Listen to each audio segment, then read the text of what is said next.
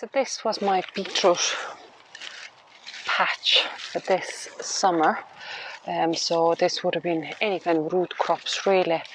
But this year I went monocropping with the beetroot, and I do like to rotate my beds, so it does go from roots, legumes, brassicas, then the circle starts again. I am not obviously putting in the tomatoes or peppers into the outside beds. So this is a multi-sown beetroot called Dardy, and it has been feeding us very well throughout the season, but obviously there are still some left now that we never got to harvest, and also some have gone to seed.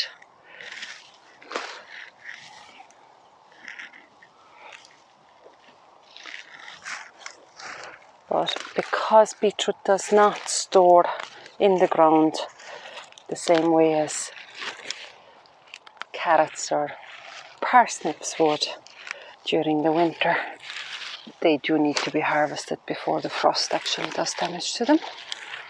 So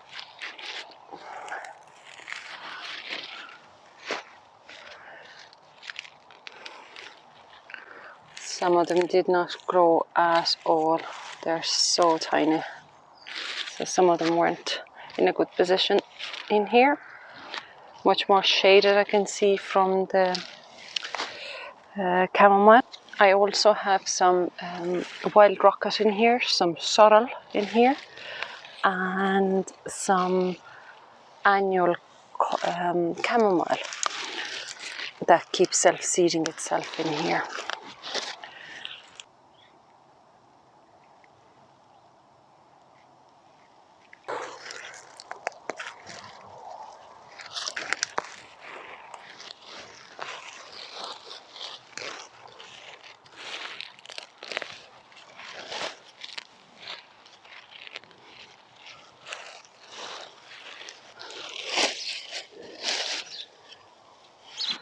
Now originally this bed here and the other two beds there would have been identical. So they would have been about 4 foot by 9 foot in size, and in the case of those two, it's quite okay to walk around it. It's actually no bother really, except obviously with the case of the Nepeta encroaching from the end there. But with this particular bed, it was always a bit awkward because you wouldn't be able to physically reach all the ways over, so you did have to come to the other side as well to do any kind of planting, weeding, harvesting from this side.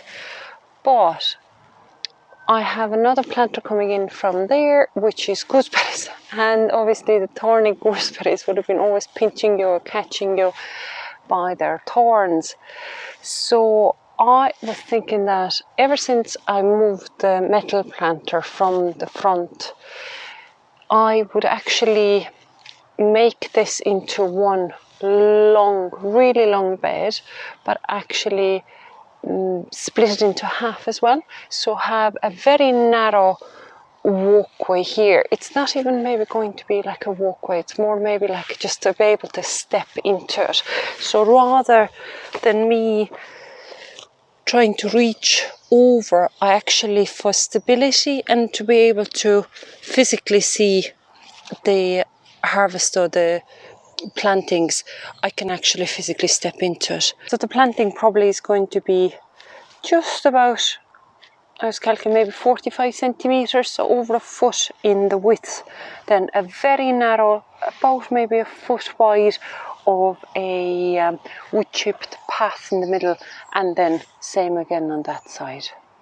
Especially once I now have other planting areas going further down, and I'm also thinking about perhaps expanding the kitchen garden a little bit further as well. So I'm thinking this way it would actually benefit us a bit better.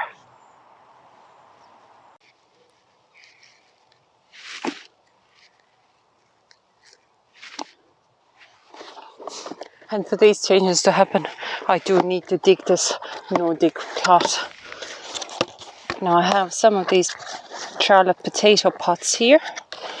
If I can get them out from each other. Anything I dig up, I can just pop them into these pots.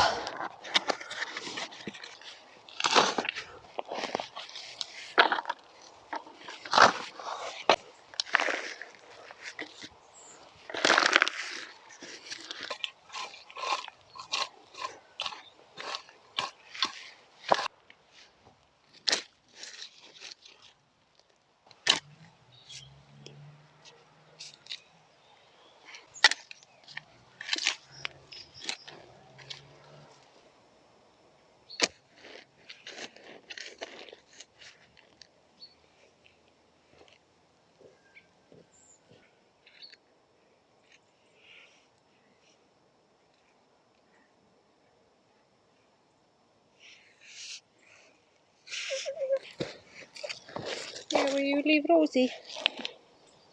You abandoned Rosie somewhere.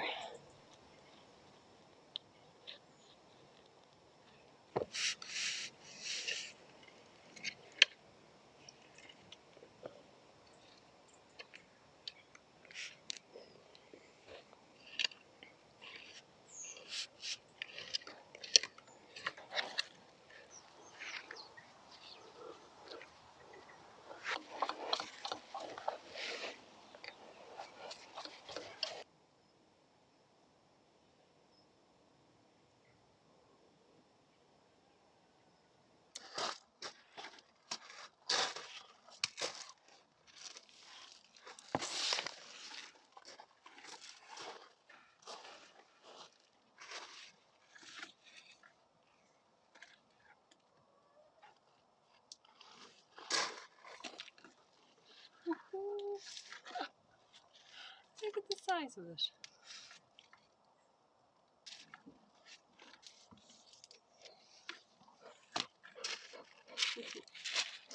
A rotten one.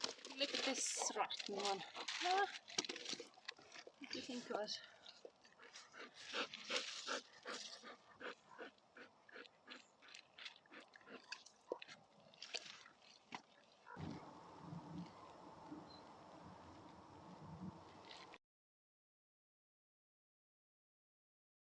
Now this metal carrot planter has served us so well this season, and I know obviously there was fresh compost in it, but also because it drains so well.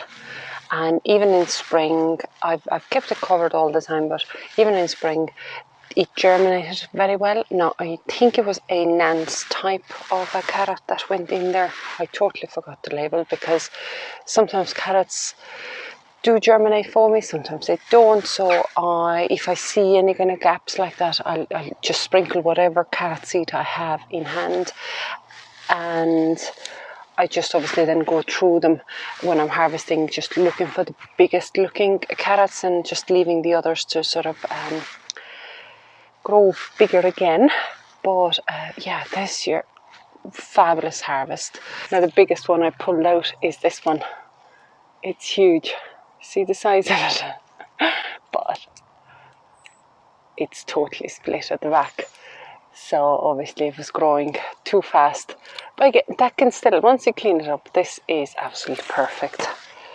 Juicing or for roasting, or just made into a mash. No bothers. But I'll keep harvesting from here. I'll get another few to get a really nice, good portion, because I'm thinking if I do a roast in the oven afterwards, whatever's left over, I can make into a really nice hearty soup. Oh, look at this guy. It's like a shape of a hand. Now in summer I did give them a good thinning, but I can see like some of them could have been still further apart from each other, but there's still plenty of actual harvest in it.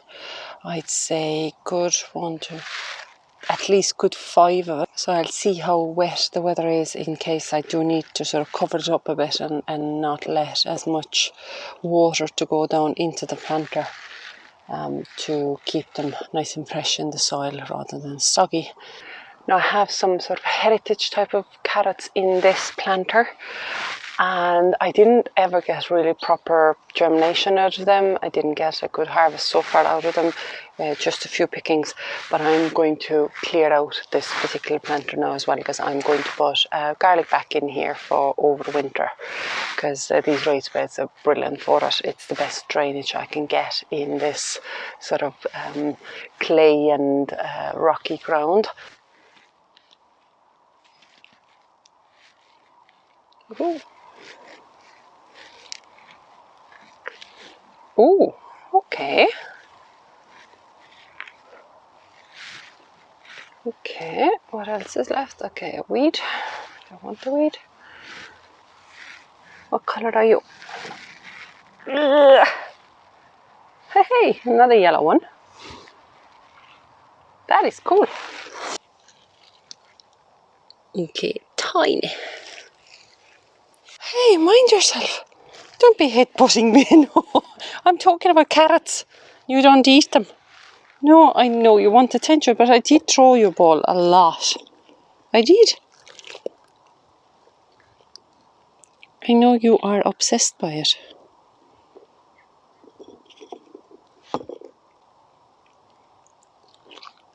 How can you say no to this face? Yeah? He's so excited. Yeah, come on, so I'll throw it a couple of times and then I have to come back to carrots, okay? Carrots, spuds. Carrots and spuds. Woohoo. Boop. And as I've been working away in the garden, I actually have decided to take out these Brussels sprouts as well. I wouldn't call it harvesting because they look fairly gnarly. Now, these Brussels sprouts were never covered, so the caterpillars have had a feast on them. Baba! Do you like a sprout? Look, they're like tiny balls. Yeah.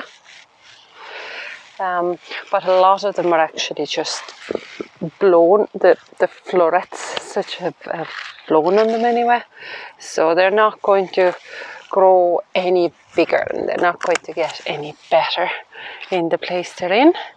So I might as well take them out, and there is going to be a lot of it that's going to go into the compost heap, or even the hens might eat it.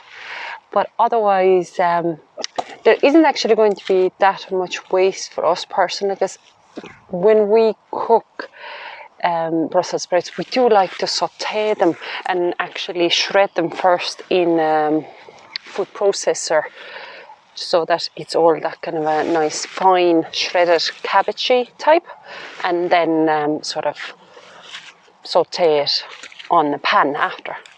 So we're not looking for these perfectly shaped little cabbages as such. But yeah, they're not going to grow any better, and at least I'll get this planter then cleaned up as well. Is it ball time again? Come on, so I'll throw it for you once. Go on, up.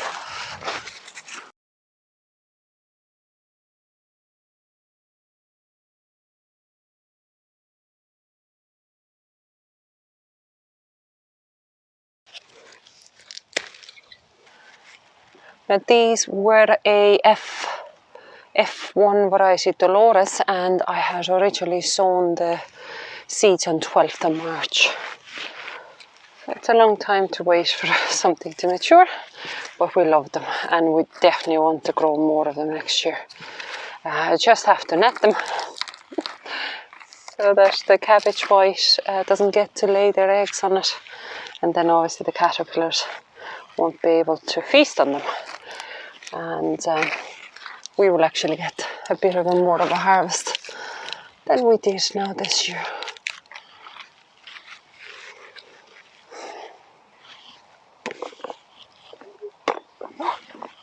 Where is it? Where is it?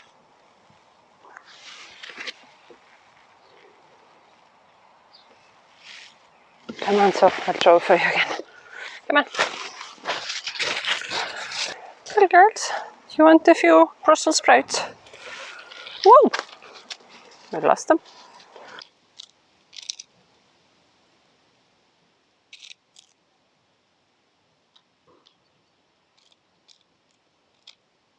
Now onto the potatoes. That is Desiree. That's bucket number 2. I've harvested number 1 already, and there was a nice harvest in it, and all the secondaries are gone, so it's main crop is the next one. I'll take a few weeds out of my way, so I'm not going to cover them with fresh compost. Right.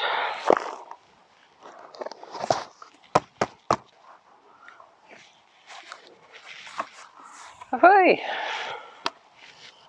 That's empty now.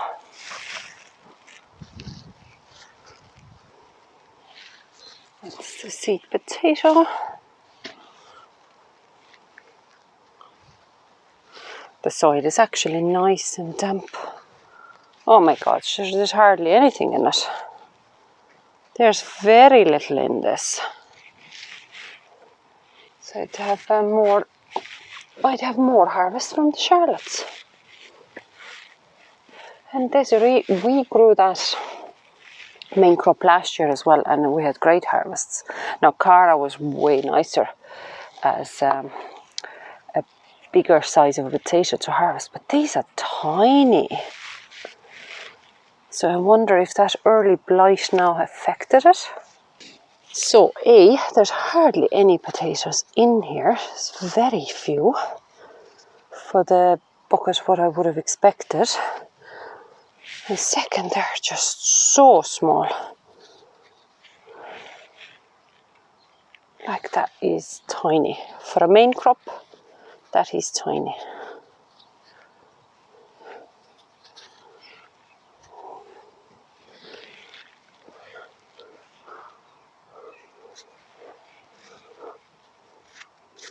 That was the one that was sitting on the surface, so it's gone a bit green.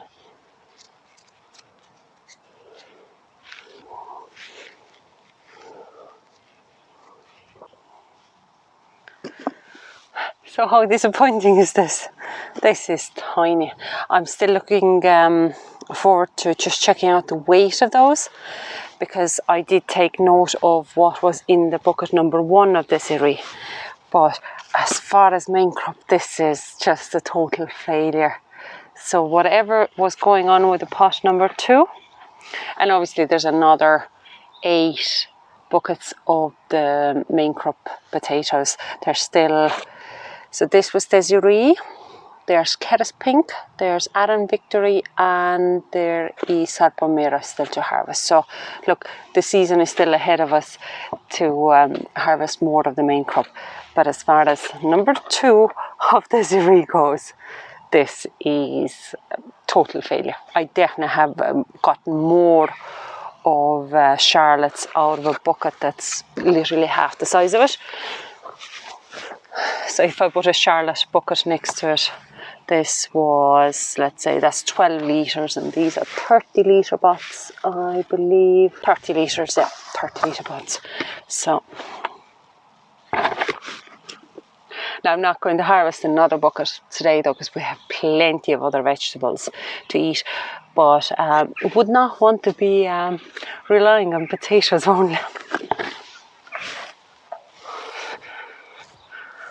I know I will be going and digging up all the details now about those Desiree pots and what did I plant, and maybe even look back at some of the clips on the videos from during the summer and so on, just to see how did the plant look like during the summer.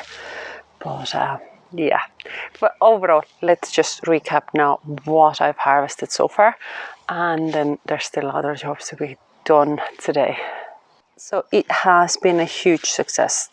I'm absolutely delighted with it, because at the end of the day, look, this is all organic, fresh vegetable straight from our own garden. So I cannot be dismissive about any of these successes. So that was the Brussels sprouts. I still had one spaghetti squash outside, and it has no cold damage. I left it. I was actually sort of chancing myself to see like how what temperatures can I push it to, just to make sure it gets to grow, because the vine was still very green, but I've taken it out today because, as I said, we had the severe enough frost last night. One of parsnips, I won't take more parsnips up. I let that be closer to the sort of colder weather again. Then these are those heritage type of carrot, multicolored ones. Then this is your standard carrot, and this is hilarious, this shape. Like a hand, totally like a hand, or like a man. You see what you see.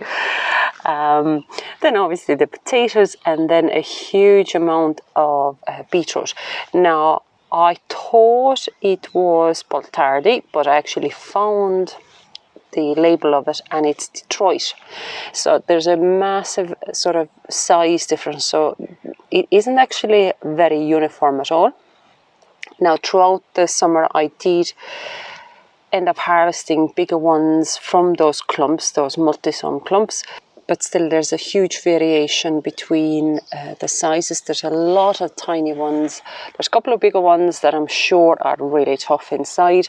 But then there's others that are totally acceptable, sort of tennis ball, bit smaller than tennis ball size. So I've topped and tailed them all, and I'll take them inside the house, and obviously I'll be taking off any of these harder bits of the skin first, and then once I cut the bigger ones up, I'd know if they've gone woody inside or not. But yeah, so far this is the harvest, and this is as much as I'm going to be harvesting today. There's plenty there to get dinner and extras out of. Something I wanted to experiment with is taking cuttings of sweet pea, like so this one here. And it was lovely throughout the summer in our fruit tree field here. But it keeps growing, and obviously the cold hasn't affected it at all. But rather than going and buying more seed, if I would take cuttings, even though it's autumn, cuttings the way you would when in spring you're trying to push them out. So literally you're taking out the growing tips of them, for instance, and then put them in the glass of water, and they would grow roots. And I've done that before in spring, and they are really successful. So you can grow plants from those tip cuttings, but I'm not sure how they would work. But they're all actually growing little flower buds as well. So I think I'll nip that out. But I'll be just, yeah, rather than going and buying new seed, because I didn't save the seed, if I would try the same as I did in spring, it may not work. They might think that, no, it's the wrong time of the year for us to grow roots from those cuttings. But literally taking these cuttings doesn't hurt the plant. It's not wasting my time. It's not taking up space. So I might as well try it. And we can see then if it will grow roots and if I'll get young plants out of them or not. If I don't, obviously then I have to go and buy some seed.